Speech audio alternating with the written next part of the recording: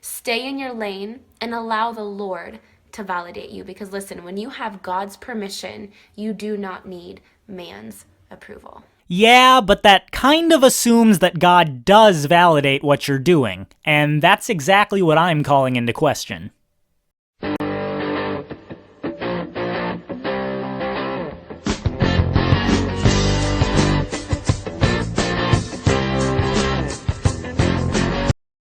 Hello everyone, this is My Two Cents. I wasn't planning on doing another Allyson Rowe video for a while, but very shortly after my last video response to her, this short video popped up on her channel, explaining to her fans why she doesn't have to respond to criticism. Since she's probably talking about my criticism, I couldn't resist. Let's get into it, and be sure to stay until the end for a more in-depth analysis of what I call the Fallacy of Piety. Hello, dear ones. I wanted to just really quickly encourage y'all with a word as you head into your weekend. And the word is this. Someone, somewhere is always going to have something to say about you, why they don't like you, or what you're doing and why they don't like what you're doing, or whatever else people can come up with. That's true, Allyson. No matter who you are, someone is always going to criticize you.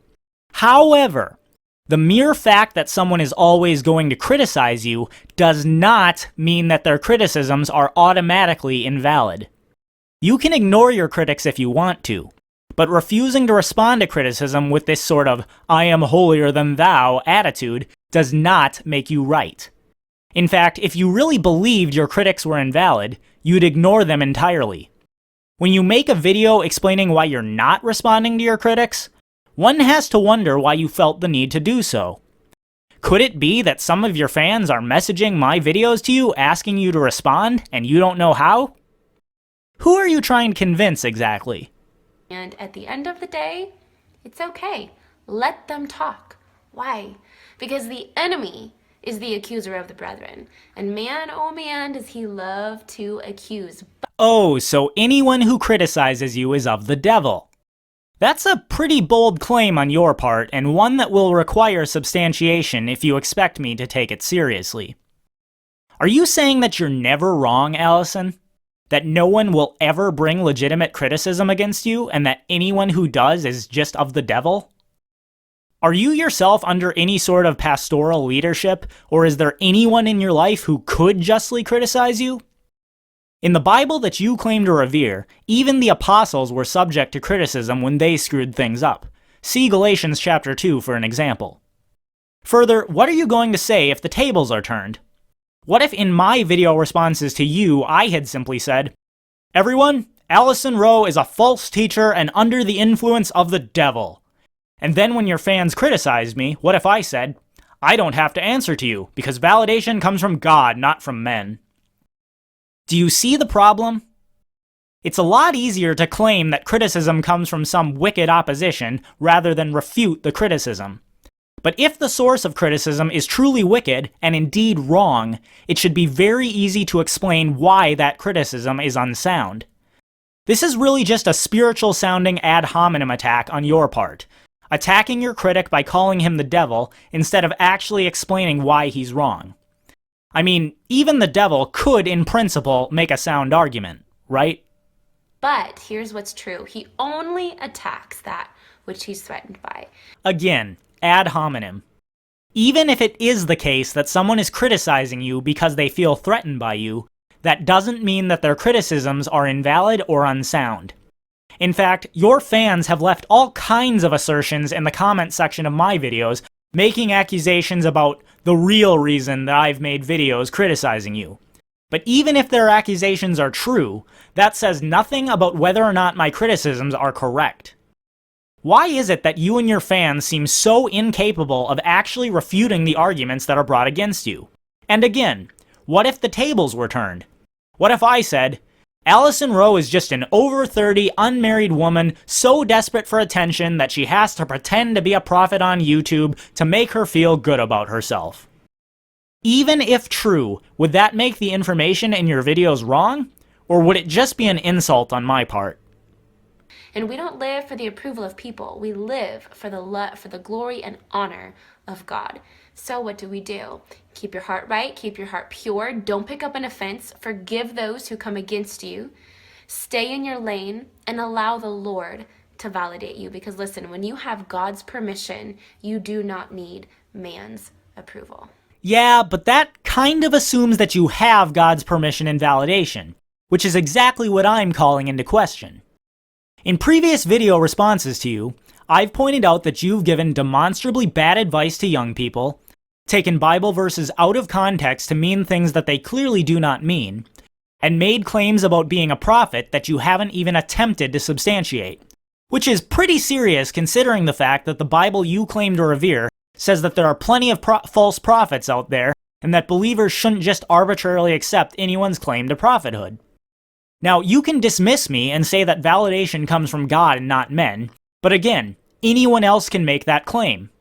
A Muslim could say, validation comes from Allah, not from men, and therefore I don't have to respond to criticism. I'm guessing you'd say that the Muslim was in error, but if so, why should anyone take you more seriously than them? Here's the point, Allyson.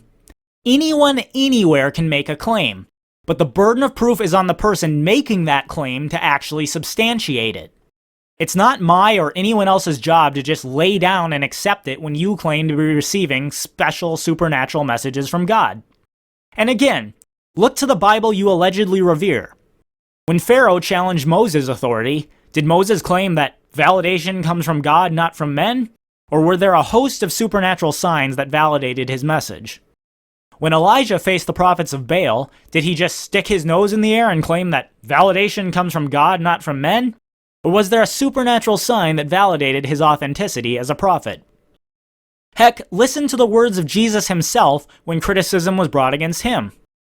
If I do not do the works of my Father, do not believe me. But if I do them, though you do not believe me, believe the works, so that you may know and understand that the Father is in me and I in the Father.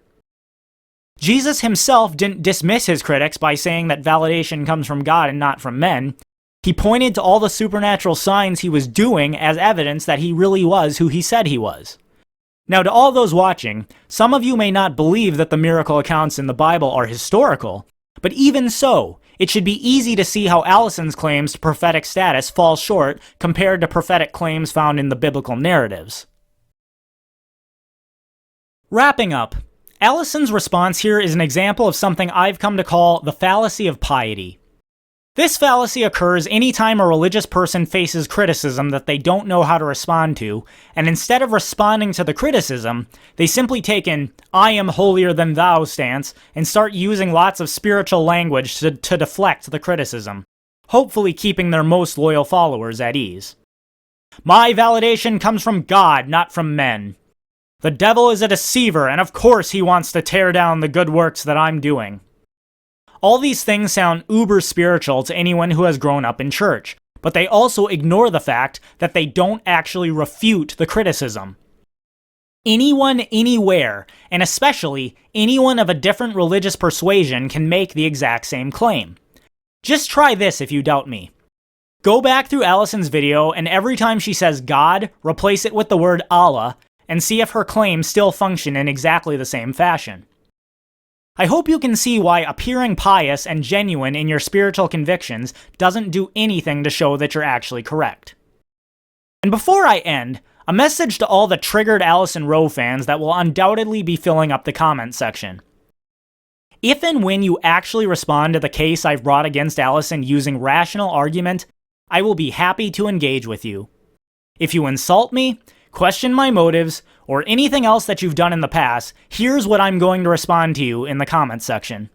I'm only going to say, you are of the devil, and I am not obligated to respond to you because validation comes from God and not from men.